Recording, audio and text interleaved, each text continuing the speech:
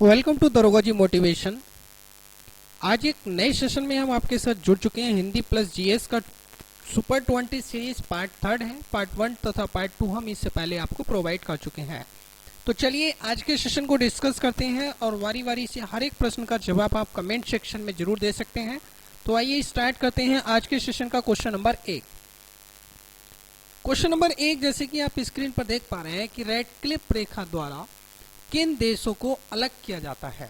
Questions काफी जबरदस्त हैं, एकदम मस्त हैं। हमसे पूछा जा रहा है कि रेडक्लिफ रेखा द्वारा किन देशों को अलग किया जाता है। पहला ऑप्शन भारत भूटान, दूसरा भारत पाकिस्तान, तीसरा ऑप्शन भारत चीन और चौथा ऑप्शन है भारत तथा नेपाल। मैं आपको एक चीज कंफर्म कर देना चाहूंगा, यहाँ पे रेडक्लिफ, भाई रेड का मतलब होता है एक प्रकार से खतरा। रेड का मतलब क्या होता है भाई? खतरा। और जो सबसे ज्यादा खतरनाक रेखा है वो हमारे साथ यानी कि हमारे भारत के साथ किसके साथ कर संबंध बने हुए हैं? याद रखिएगा, पाकिस्तान। किसके साथ? पाकिस्तान। इसका मतलब इस प्रश्न का जो सही आंसर हो जाएगा वो हो जाएगा भारत और Pakistan. Clear? That is option number second one is the right answer. इसी के साथ मैं आपको एक चीज और एक्सप्लेन कर देना चाहूंगा, समझने का जरूर प्रयास कीजिएगा। रेडक्लिफ रेखा भारत के विभाजन के दौरान भारत और पाकिस्तान के बीच अंतर्राष्ट्रीय सीमा बन गई, जिसमें अब बांग्लादेश भी शामिल हो चुका है। इसलिए जो अपना सेकेंड वन ऑप्शन है, this is the right answer of this question. We can move next question. प्रश्न काफी इंटरेस्टिंग है। मैंने पहले ही कहा था हिंदी प्लस जीएस यहाँ पे कंबाइन मिलेगा। जैसे जहां किसी वस्तु या व्यक्ति को लक्ष्य कर कही जाने वाली बात दूसरे व्यक्ति के लिए कही जाए, यानी कि मैं एक व्यक्ति को लक्ष्य कर रहा हूं लेकिन दूसरे व्यक्ति के बारे में कह रहा हूं, तो वहां कौन सा अलंकार होगा, ये चीज हमसे पूछी जा रही है। पहला ऑप्शन विरोधाभास अलंकार, दूसरा ऑप्शन अनियोक्ति अलंकार, तीसरा ऑप्शन है अतिशयोक्ति अलंकार और चौथा है भ्रांतिमान अलंकार। तो सारे के सारे अलंकार आपने एक बार बहुत डीपली पढ़े ही होंगे। अगर नहीं पढ़े हैं तो वो आप हमारी प्रीवियस सेशन जे स्टडी यूट्यूब चैनल पर जाकर देख सकते हैं। वो हमने हिंदी को डिटेल में डिस्कस किया हुआ है। प्लेलिस्ट में जाके आप देख लीजिएगा बारी बारी से। और यहाँ पे मैं आपको कंफर्म कर देना चाहूंगा कि अनियोक्ति अलंकार हो जाएगा। रीजन बिहाइंड दिस क्या हो जाएगा, इसके पीछे का लॉजिक यह है कि किसी वस्तु या व्यक्ति को हमने लक्ष्य तो किया है, परंतु बात हम किसी दूसरे के लिए कह रहे हैं। और दूसरा बोले तो भाई क्या हो जाता है? अन्न हो जाता है। जब अन्न हो गया यानी कि अपना हो गया अनियोक्ति अलंकार। अब अनियोक्ति अलंकार हमें कहाँ मिल रहा है? ऑप्शन नंबर सेकेंड में मिल रहा है। That is this one is the right answer. जहां किसी वस्तु या व्यक्ति को लक्ष्य कर कही जाने वाली बात दूसरे के लिए कही जाती है, वहां अनियोक्ति अलंकार होता है। चलिए अगले प्रश्न पर आते हैं। क्वेश्चन हमें काफी इंटरेस्टिंग दिया गया है। अगर सेशन पसंद आए तो लाइक करके साथियों के साथ शेयर करना बिल्कुल भी ना भूलें। प्रथम बार जुड़े हैं चैनल को सब्सक्राइब करके बेल आइकन जरूर ऑन कर लें। महिला की लज्जा भंग करने संबंधी हमला दंडनीय अपराध है, यानी कि महिला की जो लज्जा भंग करने संबंधी हमला है वो दंडनीय अपराध की किस संहिता के तहत रखा जाता है, ये चीज हमसे पूछा गया है। भारतीय दंड संहिता में, दंड प्रक्रिया संहिता में, भारतीय संविधान में, या फिर इनमें से कोई नहीं। तो इस प्रश्न का जो सही आंसर हो जाएगा वो जाएगा भाई भारतीय दंड संहिता में। महिला की लज्जा भंग करने संबंधी जो हमला है वो दंडनीय अपराध है, जिसे कि हम भारतीय दंड संहिता के तहत रखते हैं। और भारतीय दंड संहिता में रखने का अर्थ आप समझ ही रहे हैं कि option number first one is the right answer. आइए नेक्स्ट क्वेश्चन की ओर चलते हैं। अगला प्रश्न हमसे कहता है, हिमालय के आंगन में उसे प्रथम किरणों का दे उपहार, उषा ने हंस अभिवादन किया और पहनाया हीरे का हार। प्रस्तुत पंक्तियों के जो रचयिता हैं वो कौन है, ये चीज पूछी जा रही है। Option 1 Ramdhari Singh Dinkar, option 2 Tulsidas ji, option number 3 Jaishankar Prasad और ऑप्शन नंबर 4 मैथिली शरण गुप्त जी। सही आंसर हो जाएगा अपना ऑप्शन नंबर 3 यानी कि मैथिली शरण जयशंकर प्रसाद जी। याद रखिएगा इन पंक्तियों को, हिमालय के आंगन में उसे प्रथम किरणों का दे उपहार, उषा ने हंस अभिवादन किया और पहनाया हीरे का हार। किसकी पंक्तियां हैं? जयशंकर प्रसाद जी की। चलिए नेक्स्ट क्वेश्चन की ओर। बहती गंगा में हाथ धोना, बहती गंगा में हाथ धोना, इसका सही अर्थ पूछा जा रहा है। ऑप्शन 1 चातुर्वृत्ति से काम निकालना, ऑप्शन 2 अपना काम निकालना, ऑप्शन 3 पूर्ण कार्य करना, ऑप्शन 4 अवसर का लाभ उठाना। भाई बहती गंगा में हाथ धोना का मतलब हो जाता है अवसर का लाभ उठा लेना। अवसर का लाभ उठा लेना यानी कि अपना जो ऑप्शन हो जाएगा fourth, this is the right answer. जब हमें मौका मिले तो हम उसे भुना लें, इसका अर्थ यही होगा। आइए अगले प्रश्न की ओर। क्वेश्चन काफी इंटरेस्टिंग है। संविधान के चतुर्थ अध्याय में सन्निहित राज्य नीति के निर्देशक सिद्धांत हमारे द्वारा कहां से प्राप्त किए गए थे, ये चीज पूछी जा रही है। ऑप्शन 1 आयरलैंड का संविधान, ऑप्शन 2 यूएसएसआर का संविधान से, स्विट्जरलैंड के संविधान से, या मुक्त भारत के लिए गांधीवादी संविधान से लिए गए। जो कि सही आंसर हो जाएगा अपना ऑप्शन नंबर 1 यानी कि आयरलैंड के संविधान से। अब मैं बात कर लेता हूं इस पर। यह एक आधुनिक लोकतांत्रिक राज्य के लिए एक बहुत व्यापक आर्थिक, सामाजिक और राजनीतिक कार्यक्रम का गठन करता है, जिसका उद्देश्य संविधान की प्रस्तावना में उल्लेखित न्याय, स्वतंत्रता, समानता और बंधुत्व के उच्च आदर्शों को साकार करना है। वे एक कल्याणकारी राज्य की अवधारणा को मूर्त रूप देते हैं जो औपनिवेशिक काल के दौरान अनुपस्थित है। ये आयरिश संविधान से लिया गया है, यानी कि आयरलैंड अपना ऑप्शन नंबर 1 सही आंसर हो जाएगा। आइए इसी के साथ अगले प्रश्न की ओर। आईपीसी और सीआरपीसी की जो धाराएं हैं वो भी एग्जाम्स में पूछी जाती हैं, एज वेल यूपीएसआई जो आने वाला 2021 का है। एक निर्णय की समीक्षा प्रदान की गई है। सीआरपीसी कह सकते हैं, सीपीसी में यहाँ पढ़ रहा हूँ कि धारा 112 के तहत, 114 के तहत, 115 के तहत या 116 के तहत। दैट इज करेक्ट आंसर हो जाएगा सीआरपीसी या सीपीसी की धारा 114 के तहत। समझिएगा चीजों को। समीक्षा का शब्दकोश है फिर से अध्ययन करना या अध्ययन करना, इसलिए निर्णय की समीक्षा मामले के तथ्यों और निर्णय की फिर से जांच या अध्ययन करना होता है। निर्णय की समीक्षा सीपीसी की धारा 114 में उल्लेखित है। उल्लेखित न्यायालय द्वारा समीक्षा की मूल शक्ति प्रदान करता है। That is second one is the right answer. Next question हमसे क्या कहना चाहता है, जिस छंद में वर्णिक या मात्रिक प्रतिबंध ना हो वह छंद क्या कहलाता है। तो रस छंद और अलंकार आपने प्रॉपर तरीके से पढ़े होंगे। अगर नहीं भी पढ़े हैं तो अरियंत पब्लिकेशन का एक पुस्तक आता है और राइटर हैं इसके ओंकार नाथ वर्मा, ठीक है, मार्केट से परचेज करिएगा। ऐसा नहीं है कि मैं किसी पुस्तक का प्रमोशन कर रहा हूँ, मैं सिर्फ आप लोगों के लिए एक मार्ग प्रदान दे रहा हूँ कि जिससे कि आप बहुत बेहतर तरीके से चीज़ों को सीख सकें। ज़्यादा महंगा नहीं है, समथिंग मेरे हिसाब से 175 रुपये ऑनली है। इस पर डिस्काउंट भी काफ़ी अच्छा मिल जाएगा अगर आप चाहेंगे बढ़िया जगह।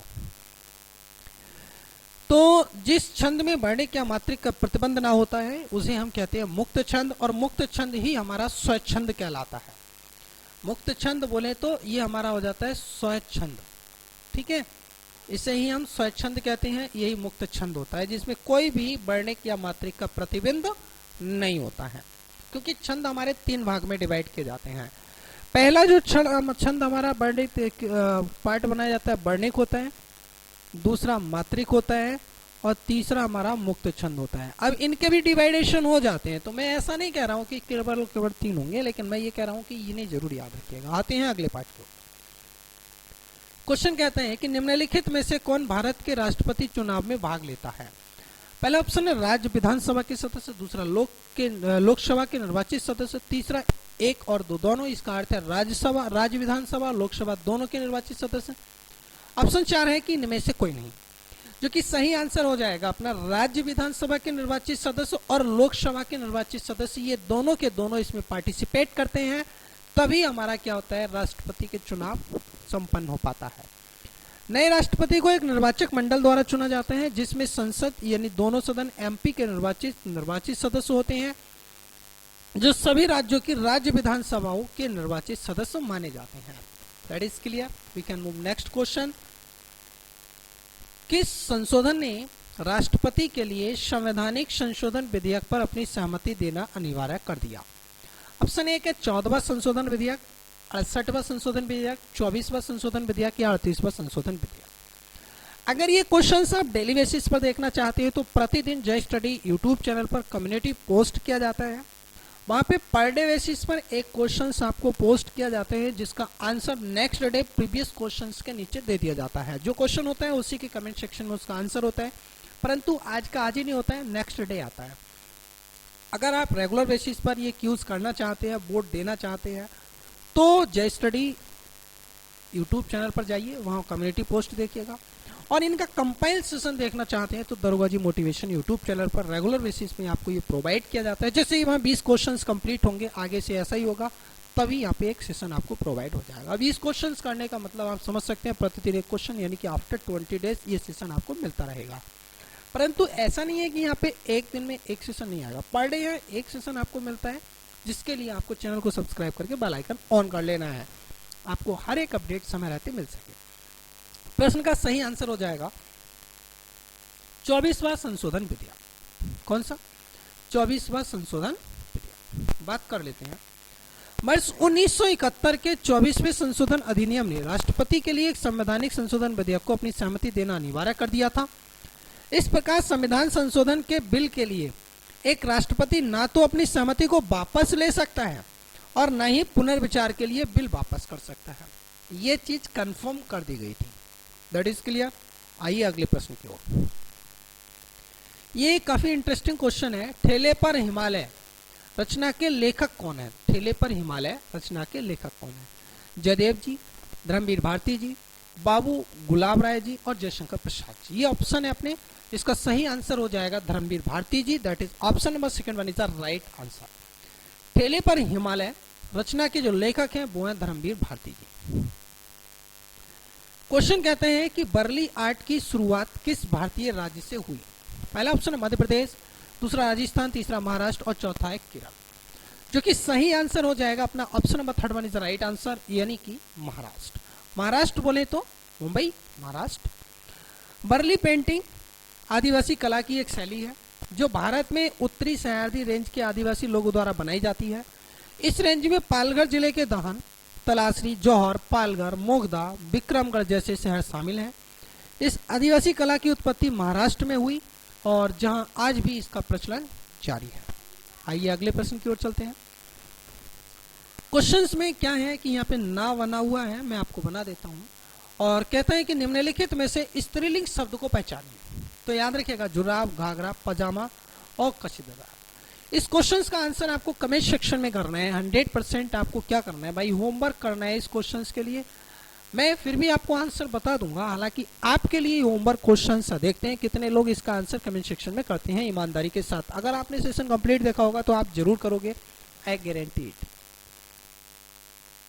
वेरी इंपॉर्टेंट क्वेश्चन, जिसका सही आंसर मैं लगाऊंगा जुड़ा। बाकी आप बताइएगा कमेंट सेक्शन में अपनी प्रतिक्रियाएं। ठीक है, आइए अगले प्रश्न की ओर। क्वेश्चन कहते हैं तुच्छ मनुष्य की मित्रता शीघ्र ही समाप्त हो सकती है, भाव को व्यक्त करने वाली जो लोकोक्ति है वो क्या होगी? ऑप्शन ए के ओछे की प्रीत भालू की भीत, दूसरा अजल गगरी छलकत जाए, तीसरा थोता चना बाजे घना और चौथा ऑप्शन है कबहू निरामिष होए ना कागा, जो कि सही आंसर हो जाएगा ओछे की प्रीत भालू की भीत, बालू की भीत। दैट इज तुच्छ मनुष्य की मित्रता जो होती है वो शीघ्र ही समाप्त हो जाती है, ये कहावत है। अगला प्रश्न कहता है उससे अच्छे तो आप हैं, इसमें कौन सा कारक है? भाई कारक पढ़े होंगे, अगर नहीं पढ़े हैं तो जय स्टडी यूट्यूब चैनल की प्लेलिस्ट में जाइए, हिंदी के सेशंस को उठाइए और हर एक सेशन को कवर अप कर लीजिएगा।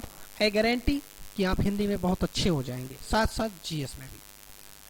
इस प्रश्न का सही आंसर हो जाएगा अपादान कारक। ठीक है, अपादान वाक्य में उससे की तुलना आपसे की गई है, अतः इसलिए यहां पे अपादान कारक होगा। चिड़ जीवो जोड़ जुरे क्यों ना सने गंभीर, को घट ये ब्रस भानु जा बेहलदर के वीर।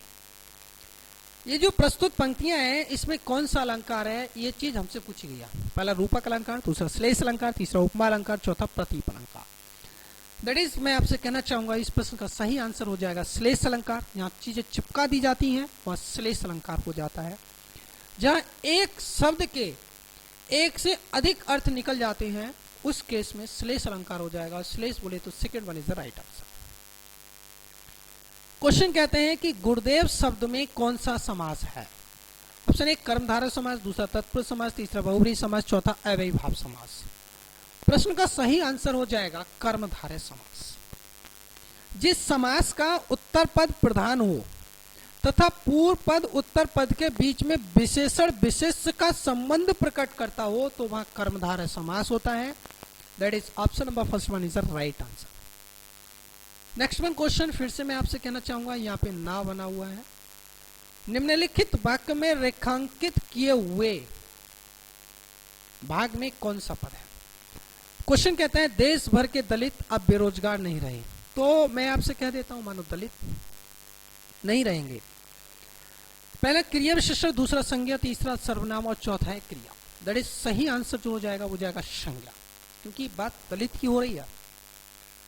जो पदबंध वाक्य में संज्ञा पद का कार्य करते हैं वे संज्ञा पदबंध कहलाते हैं। That is option number second one is the right answer. अपने अपने अजनबी उपन्यास के लेखक कौन है। आज हिंदी का जरा थोड़ा भाग ज्यादा रहा है, मैं मानता हूं इस बात को, परंतु जीएसबी कम नहीं है। जीएसबी क्वेश्चंस मैंने अल्टरनेट बेसिस पर यहाँ पे आपके साथ डिस्कस किए हैं और आपकी प्रतिक्रियाएं कमेंट सेक्शन में हमें चाहिए होगी।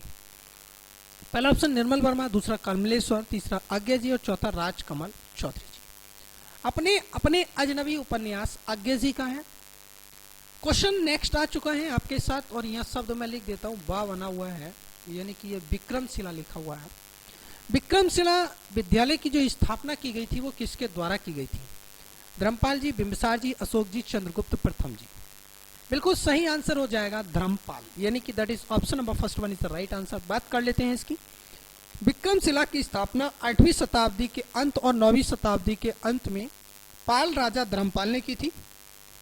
बख्तियार खिलजी 1193 के बाद भारत में बौद्ध धर्म के अन्य प्रमुख केंद्रों को नष्ट करने से पहले ये लगभग 4 शताब्दियों तक समृद्ध रहे थे। That is clear. ये था आज का सेशन। आपको सेशन कैसा लगा? अगर पसंद आया है तो लाइक जरूर कर दीजिएगा, पसंद नहीं भी आया है तो भी एक बार कोशिश कीजिएगा। कमेंट सेक्शन में अपनी प्रतिक्रियाएं, सेशन को शेयर करना बिल्कुल भी ना भूलें। प्रथम बार जुड़े चैनल को सब्सक्राइब करके बेल आइकन जरूर दबा दें। इसी तरह के रेगुलर बेसिस पर आपको सेशन प्रोवाइड करते रहेंगे और एक जीके ट्रिक भी अल्टरनेट बेसिस पर आपको दी जा रही है, तो मैक्सिमम नंबर ऑफ सेशंस आपको चैनल पर मिलते रहेंगे। तो मिलेंगे इसी के साथ नए सेशन में नए क्वेश्चंस के साथ। आज के सेशन को रखेंगे बस यहीं तक। Thank you for watching this session. जय हिंद, जय भारत।